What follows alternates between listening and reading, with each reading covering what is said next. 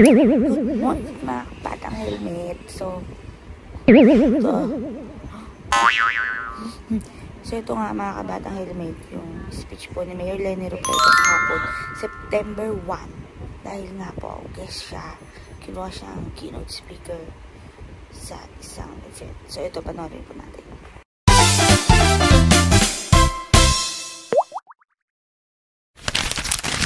Thank you very much, Father Ari D., our University President, Father Gabriel Nanyawa, Province Assistant for Ecological Justice of the Philippine Province, the rest of the Jesuits of Ateneo de Naga, Father Erwin Bismonte, our Assistant Director for Caritas Cáceres, Dr. Digna Alba, Vice President for Higher Education, the principals of the grade school, junior high school, and senior high school if they are around, the deans of the different colleges, faculty, and staff. There are participants from USI. And also from the seminary schools. Nasaan ba kayo? Wala. This is just purely Ateneo. USI. Sige. All the students, members of the civil society, organizations, and people's organizations who are present, marhay na aga sa Indugabos. Believe ako na dahi ka mo nag-cancel and you are here. So bago pa ako aburido na cancelled na naman ang classes sa ka-work. But I am glad that you decided to push through with this event. We are here to commemorate a very special anniversary. A decade since our Holy Father, Pope Francis, gave us his powerful encyclical Laudato Si. A decade of reflection, a decade of understanding, our shared responsibility to care for our common home. Ayaon pala si Councilor Gail.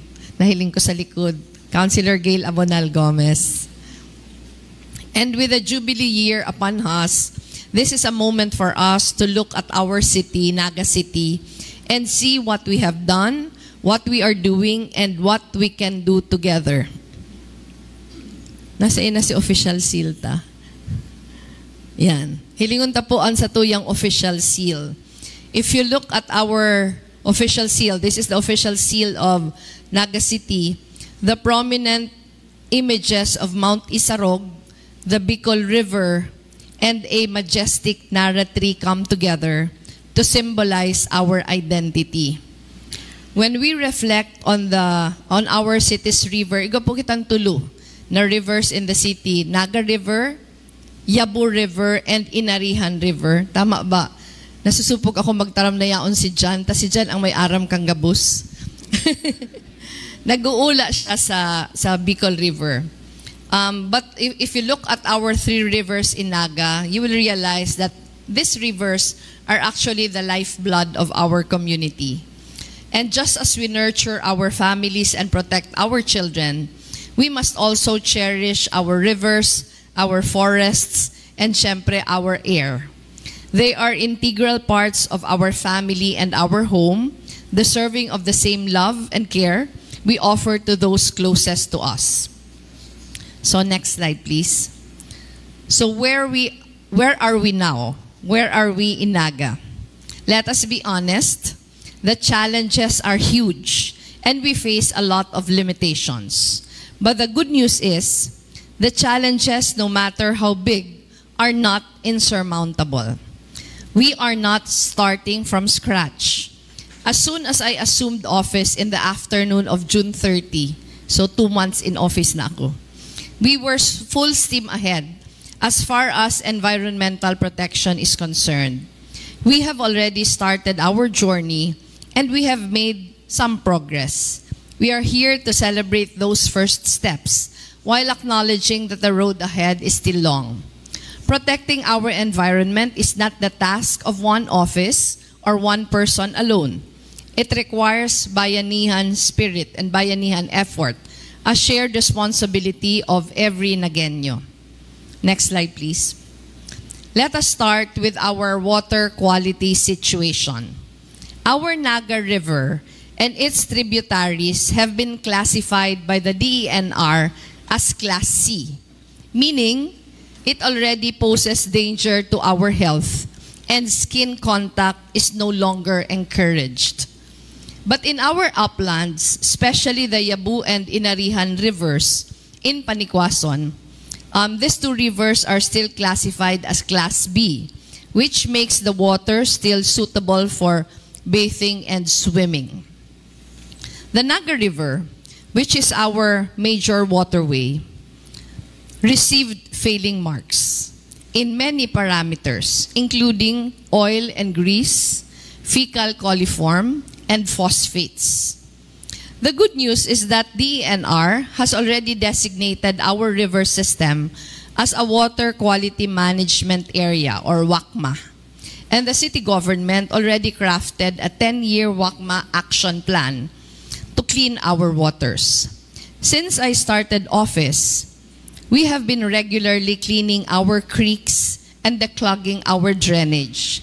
We have also been monitoring establishments to ensure that there are no violations of our Naga City Wastewater Management Ordinance. Next slide, please. One of our finish lines, kang nagpuun po kami when we started office, even before we started office, we've had a series of sectoral consultations with the barangays, and the newly elected officials of the city agreed on 8 finish lines. Ang gusto sabihin kang finish lines, iyo po ini si targets me. Na at the end of our term, after 3 years, we would be able to achieve this. One of our finish lines for 2028 is to make Naga cleaner, greener, and flood resilient. But we can only achieve that if we go to the root of our problems. To heal our river, we need to ensure the proper management of used oil and grease trapped waste. We need to strictly implement our septage wastewater management ordinance dahil kadakol pong violations.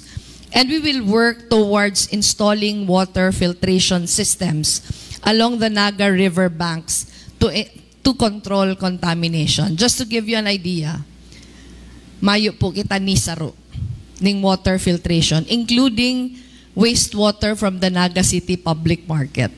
Gabos po yan nahuhulog sa river na mayong filtration. The only water filtrations that we have is at the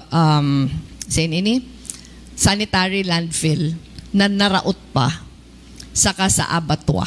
Iyon lang po ang may water filtration. But we have noticed that it has been the water filtration system for the Naga City Public Market has been in the budget for many years already.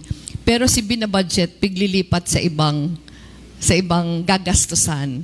So ngunyan, sinabihan ko na di yan pwedeng hiroon. Talagang dapat i-prioritize na yaon sa budget. So hopefully within the year, you would be able to have a water filtration system already. Dakula ang budget niya, garo if I am not mistaken, 15 million ang nasa budget niya. It won't cost that much. So sabi mi, si magkasya sa 15 million, maglaag na ning mga water filtration system sa gabos na mga luwasan ng tubig paduman sa Naga River. So that is a very important first step. The aspiration is that eventually we would be able to afford an honest-to-goodness sewerage system for the city. Mahalon, igwalan po kita septage, ang sewerage kaya mahalon na maray. So aspiration yan, we will continue working for the city to have one. I remember when my husband was still mayor, that was already the dream. Pero hanggang ngunyan, mayo pa. Pero sana before the end of my term, igwan na kitang ma-achieve dawa pa paano. But this is where your help is vital. We need each one of you to be part of the solution and to walk tirelessly beside us as we care for our environment. Next slide. Right now, Our efforts are focused on cleaning and declogging our drainage systems and clearing and desilting our waterways. These are the necessary first steps before we can even discuss what kind of infrastructure we would need to help ease flooding. So, day pa po kita naghahagad ng mga flood control programs.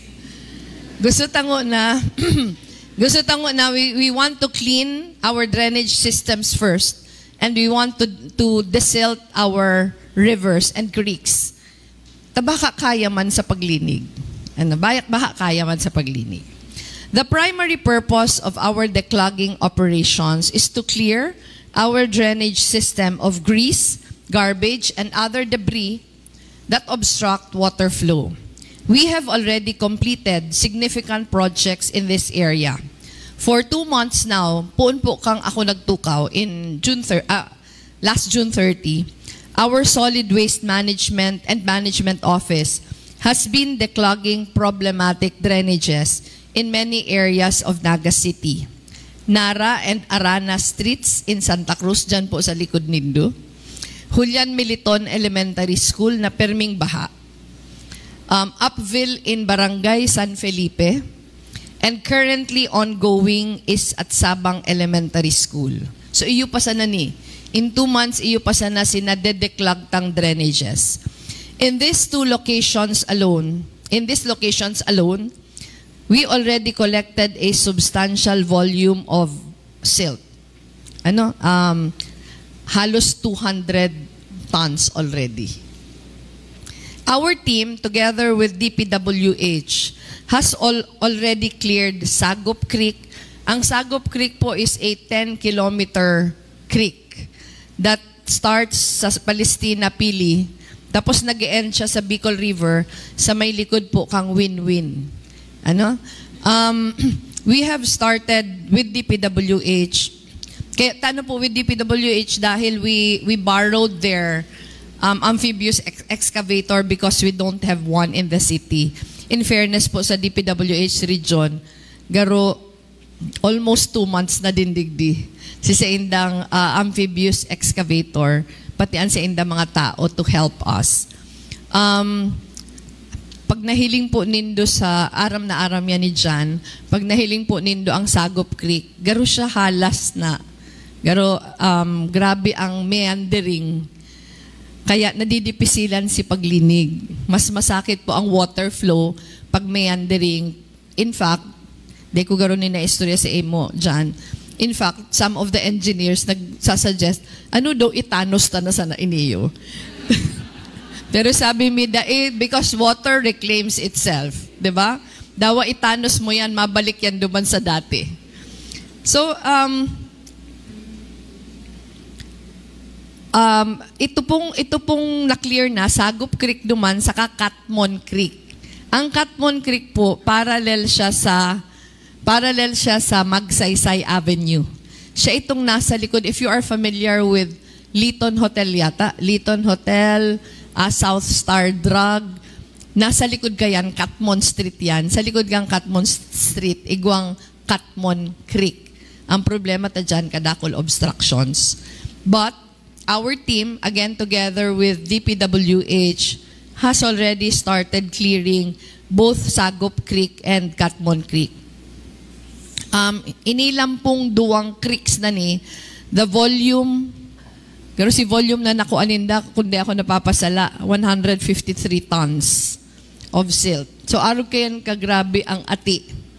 And, kang nagparauran, if you remember, 2 weeks ago, itong sunod-sunod na mayo kitang klase, nagparauran, we have been monitoring all the areas na perming binabaha, in fairness, dahil nagbaha. So sabi mi, siguro kaya man kang paglinig. Ang problema, how to sustain it. So we really need to educate people, especially the residents in the area, na dapat bantay na nindayan. It is a lot of hard work, but our efforts have already made a noticeable difference in flood-prone areas. In addition to declogging, we are also conducting large-scale clearing and grass-cutting operations throughout the city. At hindi ko po kung napapansinin do. Sige kita. Our clearing operations involve the systematic collection and removal of tree trimmings, green waste, and other plant debris that can clog waterways and contribute to flooding. When they started cleaning kaya the creeks, saka mga drainages, ang kadakol pong yaon, itong mga gamot kang mga, mga gamot kang mga trees na nagkapurutol, nagtagas na siya, nakakasulat siya sa mga culverts, saka mga kadakol ang kawayan. During Typhoon Christine, iyan pong Yabu River where a lot of people died. Kampig ki-clean si debris dyan, kadakol bamboo. Apparently, pababa from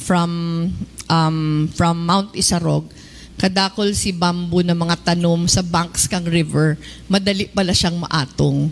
So kadakol na maray si bamboo na nakuha.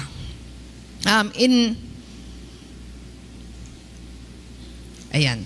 We have so far collected a total of 687.99 tons of tree trimmings, highlighting the scale of our efforts. Concurrently, our grass cutting operations focus on removing overgrown grass and weeds from public places and along waterways. This prevents vegetation from impeding water flow and keeps our communities clean and accessible. These combined efforts, the clogging, clearing, and grass cutting, are vital components of our comprehensive flood prevention strategy in Naga. Several flood control projects are already being proposed by our engineers, but we have been seeking the help of experts to guide us in finding more nature-based solutions. So far, they have recommended putting up detention and retention ponds near our waterways to help lessen the volume of water that may overwhelm our drainage systems. When you look at the map of Naga, ang Naga po palaba siya horizontally. Ang map ng Naga palaba siya horizontally. On one end is Mount Isarog, which has the highest elevation. On the other end, ito si CBD Wanta, na iyuman ang lowest elevation. Ang suggestion po, kasi going down, garo si mga waterways ta, suruwayan siya from the upland. Pero somewhere, sa may taas na dikit kang San Felipe, nagko-confluence po si mga rivers ta. Pagbaba, iyon na sana yan, Solong Naga River. Kung na-imagine po nindo sa may danlugan ni Ina, garo a little further ahead, yaon dyan si confluence kang rivers. So saro na sana nagbababa, puon sa may San Felipe, pababa sa sentro kang Naga, paluwa sa Bicol River. So the suggestion of the experts is to put up, sabi ninda, 6 to 8 detention ponds pababa. Sa may kataid ka mga waterways. Ang detention ponds po, garo siya, mga basin. Yan, garo siya mga planggalang darakula. Para, si volume kang water na nagbababa, nakakatch na siya. So, dikit na sana ang nababa. Di ba, ang pagtubod sa Naga, there are areas in Naga that are really prone to flooding. Pero itong mga kataid kang river, pigpaparaabangan ta, kung halangkaw na ang tubig. Bakong iyo? Dahil pag nagsanop ang river, dawa pa maayos ang drainage systems ta, talaga mabaha na buong Naga. So the idea is to put up detention ponds pababa para dai madali mapano ang salog. Ko kaapunin do. Para dai madaling mapano ang salog. So garo na nade-delay niya. Nade-delay niya ang pagbaha. So, ang pag-release kan tubig gradually when water level is not too high anymore. Aside from detention and retention ponds, nagsasuggest man sila ni mga cisterns. Pero ang cisterns will cost a lot of money. Tayaon siya sa mga irarum kang mga establishments. They have identified some areas already in Naga where we can put up cisterns. Ang sarap po dyan, digdi sa sa may public market, ang saro sa Irarom kang Plaza Quezon, ang saro si mga tennis courts sa kasi mga darakulang areas na mayo masyadong buildings, ito is to put up cisterns para the same. Nabebasin din ang tubig, di itulos nagbabaha. If you are familiar with BGC, kaya po din nagbabaha ang BGC, dakulaon ang cistern kayan sa Irarom. So, it is also being proposed na magkaigwa kita ng mga water cisterns. Digdi po sa Plaza Quezon, napakiulayan ta ang DPWH to alter the design a bit. Na ma-build na sa naman sindaning bagong stage, gibuhan na ning water cistern sa Irarom. So, nagtugot na po ang DPWH, ibabali na ninda si water cistern sa Irarom. So, that will help. Ang saro pong one of the things that are also being recommended, and we have to campaign hard for this, is that all households should be required to have rainwater harvesting. Ito po yan, kung nahihiling nindo si mga drum baga ng tubig na blue, it doesn't have to be that. Pero daw anong klaseng nagre-rainwater harvest kita. Kasi ang Suba sa Naga, we have too much water and none of it. Di ba? Grabe ang uranta, grabe ang bahata, pero makikita tubig. So that's the irony. So the suggestion is that all households should have rain harvest facilities para nadiretso sa ang tubig sa sagurong diretso duman para nakakaipon ng tubig which they can use for watering the plants, pwede nindang washing the dishes, syempre de siya potable. But you can always put up a water filtration system also to a small water filtration system. We are studying that siguro for possible ordinance. Right after Typhoon Christine, kami po sa Angat Buhay, I wasn't mayor yet at that time. We wanted to fund rain catchment facilities for all households in Barangay Triangulo. Dahil duman grabe si baha. We wanted to do that, pero ang catch, mayo pa lang sila mga sagurong. So, madidipisilan. So, sabi mi, baka pwedeng i-alter the design of the houses para i-adapt na ang design kang houses sa flood situation. So that's also one of the recommendations of the experts. Ang sabi ninda, and we are doing that now. I already issued an executive order na nag-put up kita ng technical working group to draft a local building code. Because we found out that Naga City does not have a local building code. Igwaman pala dyan, pero penalties lang ang nakalaag. Ang ginagamit is the National Building Code. Pero ang National Building Code, they man taken into consideration si topographical, di ba, si topographical features ka Naga, saka si weather patterns digdi. So right now, we have a technical working group drafting a local building code. Takadakol kitang missed opportunities. I think I've said this so many times already. When we invited the experts over, ayan si John was able to attend some of the sessions. When we invited the experts over, sabi ninda, kadakol ka mong missed opportunities. Ang saro dyan si parking lot kang S&R sa kang Landers, dadakulaon ang parking lot.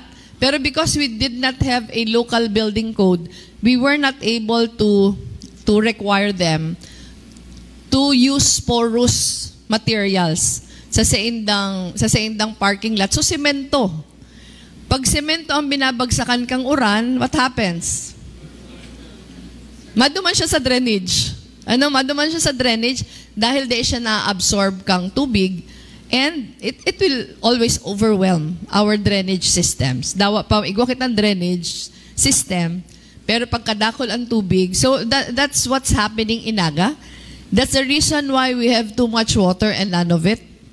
Dahil ang MNWD 75% of the water supply is groundwater.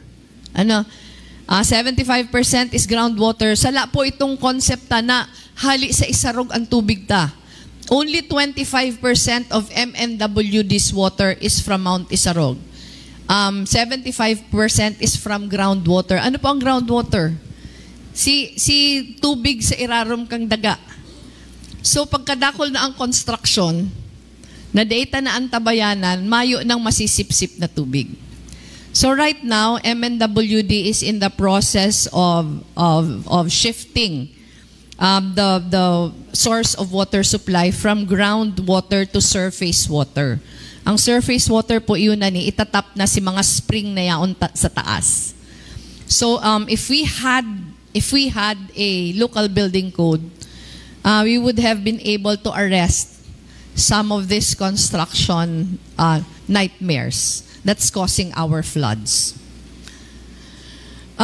We also realized several flood control projects, sabi ko Subago, are already being proposed. Pero ang gusto ta, nature-based solutions muna. In fact, there are two major drainage projects that are being proposed by the City Engineer's Office. One of them is in St. Clair's, both are in Concepcion, Pequeña. One of them is in St. Clair's and another one is along Militon Street. Pero sabi ko halat mo na padalan tang tultul because we do not want to waste precious government funds. Gusto ta sigurado. And if there are better solutions that are more nature-based, mas duman kita. So we realized the need to pass a waterways management and protection ordinance. In the next 3 years, we hope to fully implement easement recovery and removal of all illegal structures from our waterways. It is urgent for us to acquire an amphibious backhoe or amphibious excavator so that the silting and clearing of our waterways will be year-round. So anong nangyari kaya? Because we don't have one, we just borrow from the DPWH. And syempre, when we borrow, nagpaparahalat lang kita kung noarin siya libre. So sabi ko, priority ta for the budget, for the 2026 budget, we have to acquire our own amphibious excavator already para year-round si desilting. Ito pong, I mentioned about illegal structures earlier. There's already an assessment just along Sagop Creek. Just along Sagop Creek, ang assessment, igonggar 168 structures na yaon sa Sagop Creek. Either yaon sa ibabaw kang Sagop Creek o nasa easement kang Sagop Creek. We already furnished most of them letters informing them. Pero in the next year or so, magiging priority po si pagpahali. Kang gabus na illegal structures, after this, at 10 o'clock, igo po kaming Solid Waste Management Council meeting. And pag-uulayan, yaon ang mga barangay, pag-uulayan na oras na naghali kita ng mga illegal structures, babantayan na kang barangay na no other structures will be built on our easements. Our air is something we cannot see, but it affects our health every single day. Ang TB po sa Naga Halangkawon, tuberculosis in Naga, the statistics is not very good. The good news is that based on DENR's annual monitoring, the status of our air quality is still good. Maray pamanda ang status kang air quality ta. But we need to do more. Not just to sustain what we already have, but to work on still improving air quality. The first step is a massive regreening program which we will be launching soon. Pinag-uulayan na po ini with ENRO. We will also start measuring the city's carbon footprint and set periodic goals. Kunyan po kaya data sinusukol.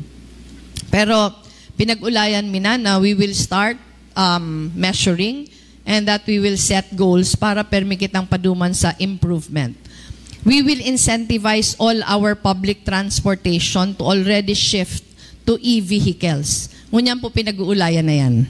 Pinag-uulayan na naghahanap po kitang mga private companies and government agencies willing to help our public transport stakeholders. Siyempre, sunod man dyan ang private transportation. Pero ang private transportation kaya is a small percentage of the entire pie. We will also start our shift to using renewable energy in all government buildings owned by the city. Medyo masakit siya. Darada ko lang kwarta ang kaipuhan, pero it is the aspiration and we will start doing that with the 2 buildings that are now being constructed. Itong Cesar building, saka itong what was supposed to be a dormitory, ang sa tuya po, gigibuhunta na siya na solar-powered. We are aware that these are extremely ambitious goals, but they are doable as long as we set our hearts to achieve them. Next slide. Mount Isarog is our treasure. More than just a mountain, it is a vital watershed and biodiversity hotspot. The city government co-manages this protected area. Taano po ta co-manages? DENR on top of it, and we share Mount Isarog with 5 other municipalities. From the 4th district and the 3rd district. There are reports that in the recent past, there have been developments in the watershed area. We are in the process of assessing these reports. We will also be doing all we can to protect our watershed. Our goal is to expand our vegetation cover and develop ecotourism zones to provide our local communities with sustainable livelihood, so that they will not be tempted to engage in illegal resource extraction. Next slide. When we look at our waste generation, we see a significant, disappointing increase. From January to July of 2025, our city's average daily waste generation was 161.27 tons per day. This is a notable increase of 34.17% compared to 120 tons per day in 2024 before Typhoon Christine. Despite this challenge, our waste diversion efforts are making a difference. We have a total diversion rate of 66.98%. Ang diversion po itong pupurbaranta, nagabos na pigaapon sa basura, de igabos duman sa sanitary landfill. Piggigibo siyang ibang bagay, pigre-recycle, etc. This is broken down into 33% biodegradable waste, 27% recyclables, and 7% residual waste with potential to recycling. Pero I would have to admit, grabe pa po ang pagkukulang ta. That's why we are having a Solid Waste Management Council meeting after this. A major concern is the volume of residual plastic. As of July 2025, we generate 23 tons of residual plastic waste per day. This makes up 14.28% of our total waste. Nakulaon po yan na maray. And is a key factor in the flooding issues we face, as it often gets mixed with wet silt in our drainage systems. There is definitely a need for us to improve our waste diversion initiatives. Iyon ni po ang topic kang council meeting today. So iyan si Pigigiribo ko niyan, pero kulang pang maray.